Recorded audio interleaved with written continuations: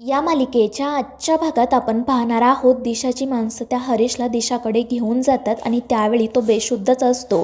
दिशा त्याच्या तोंडावर पाणी टाकून त्याला शुद्धीवर आणते आणि हसतच विचारते की झाली का तुझी झोप, आणि मग म्हणते की अरे च्या तू तर बेशुद्ध होतास ना, आलास का आता तू शुद्धीवर।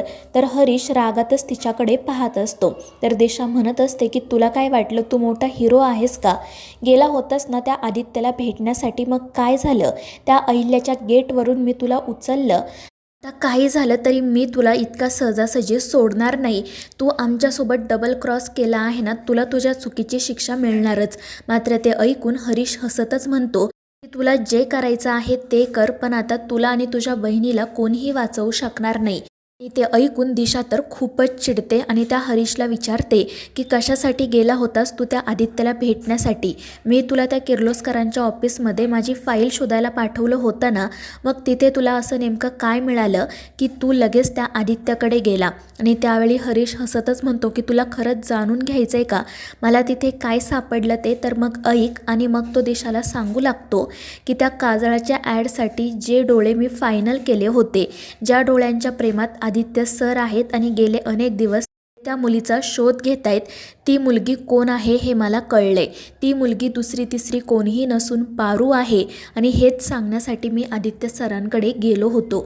आता जेव्हा त्यांना कळेल ना की ते जिच्या प्रेमात आहेत ती मुलगी पारू आहे, तेव्हा मग ते दोघेजण मिळून तुला आणि तुझ्या बहिणीला पळताभुई थोडी करतील।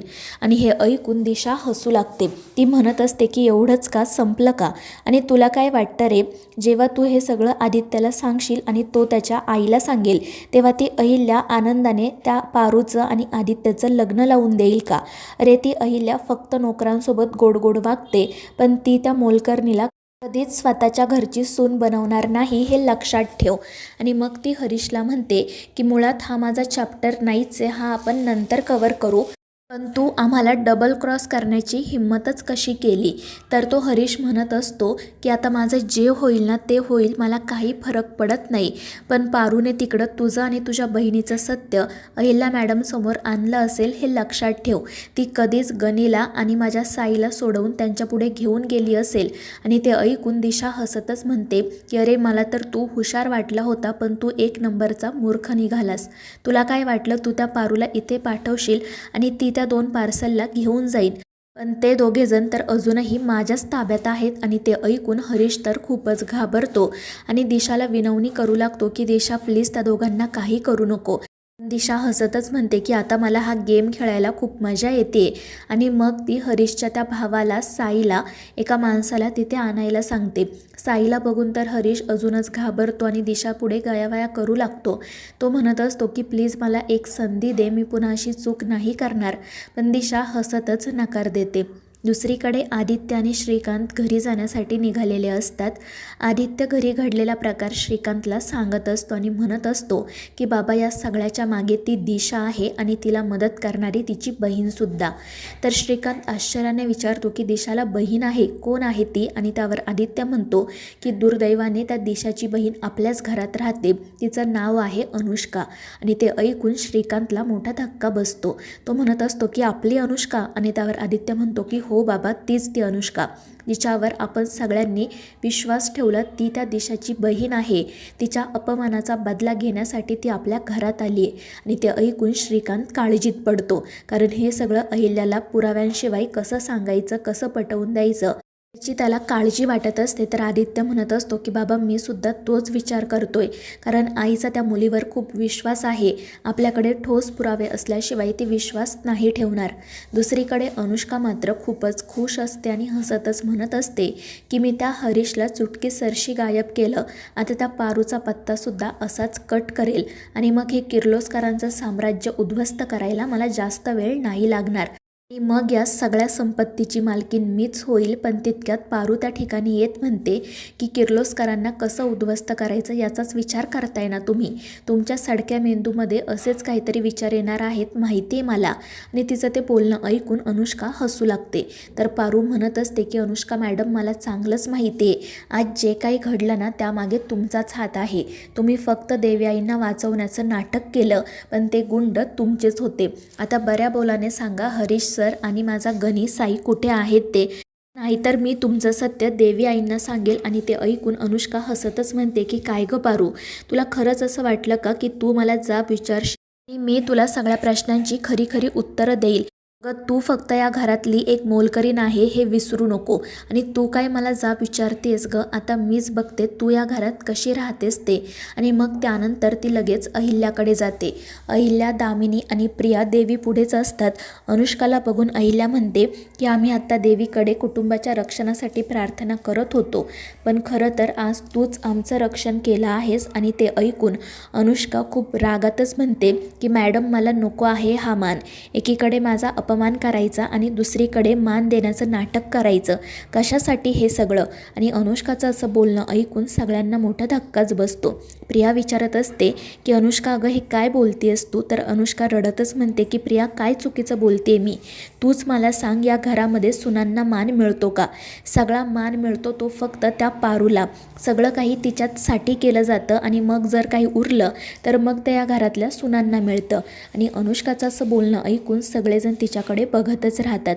तर दामिनी म्हणत असते की अगदी खरं बोललीस तू अनुष्का. या पारू पुढे ना घरातील सुनांना कोणताही मान नाही आहे. मी कित्येकदा वहिनींना तिच्या विरोधात काही सांगितलं तर वहिनींनी मलाच कानाखाली मारली. आणि ते ऐकून अहिल्या तिला गप्प राहायला सांगते आणि अनुष्काला काय झालं आहे हे विचारते. त्यावेळी पारू देखील त्या ठिकाणी आलेली असते. अनुष्का अहिल्याला असं म्हणते की या पारूला असं वाटतंय की आज जे काही घडलं ना ते मी घडवून आणलंय.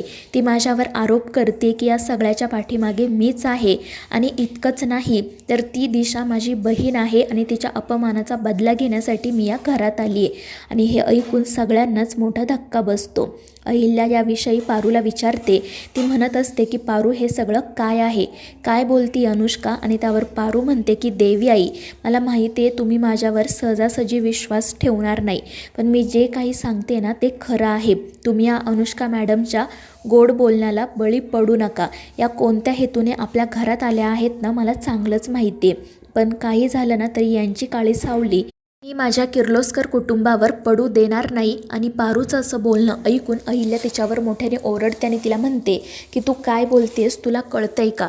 तर पारू अहिल्यावरच आवाज चढवत म्हणते की देवी आई, मला कळतंय मी काय बोलते ते. आणि आज तुम्हाला माझं बोलणं ऐकून घ्यावंच लागेल. आणि ते ऐकून सगळ्यांनाच मोठा धक्का बसतो. तर पारू अहिल्याला सांगू लागते की मी सुद्धा या अनुष्का मॅडमवर डोळे झाकून विश्वास ठेवला होता, पण त्यानंतर मला समजलं की या चांगला हेतू ठेवून या घरात आलेल्या नाही आहेत. तुम्हीच विचार करून सांगा ना, दिशा मॅडम या घरातून गेल्या आणि मग त्यानंतर काही दिवसातच अनुष्का मॅडम या घरात कशा काय आल्या. आणि आल्या दिवसापासून त्या आपल्या सगळ्यांचं मन जिंकण्याचा प्रयत्न करत आहेत. त्या कधीच तुमच्या मनाविरुद्ध काही वागत नाही. त्यांनी तुमच्या डोळ्यांवर विश्वासाची, प्रेमाची खोटी पट्टी बांधली.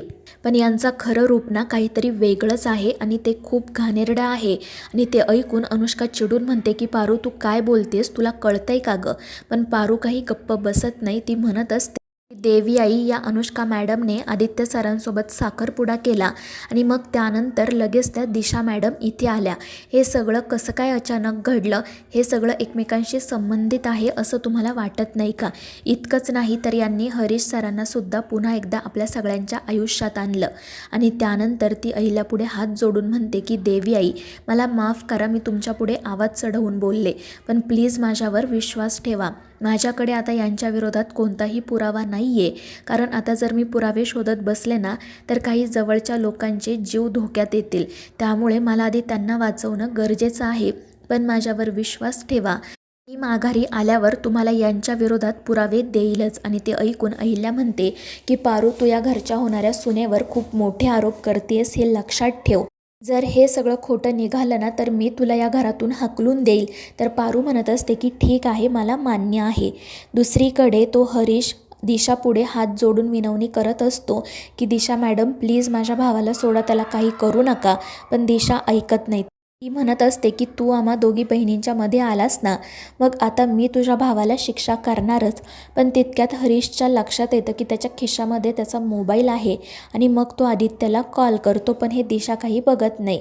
दुसरीकडे पारू अहिल्याला म्हणत असते की तुम्हाला मला जी शिक्षा करायची असेल ना ती शिक्षा करा, पण एकदा माझ्या बोलण्यावर विश्वास ठेवा. मी माघारी परत आल्यानंतर तुम्हाला पुरावे देईलच आणि मग ती तेथून निघून जाते. तर अनुष्का रडतच अहिल्याचा हात हातात घेत म्हणते की मॅम, तुमचा तरी माझ्यावर विश्वास आहे ना? बघितलं ना ही पारू कशी बोलून गेली ते, तिला तुमचासुद्धा धाक राहिलेला नाही आहे. आणि त्यावेळी अहिल्या मात्र काही उत्तर देत नाही, ती फक्त पारूच्या बोलण्याचाच विचार करत असते. आणि त्यामुळे अनुष्का अजूनच चिडते. अहिल्याचा आपल्यावर विश्वास राहिलेला नाही आहे हे तिच्या लक्षात येते. तर मित्रांनो, या मालिकेच्या पुढील भागांच्या अपडेट्ससाठी आपल्या चॅनेलला सबस्क्राईब करा.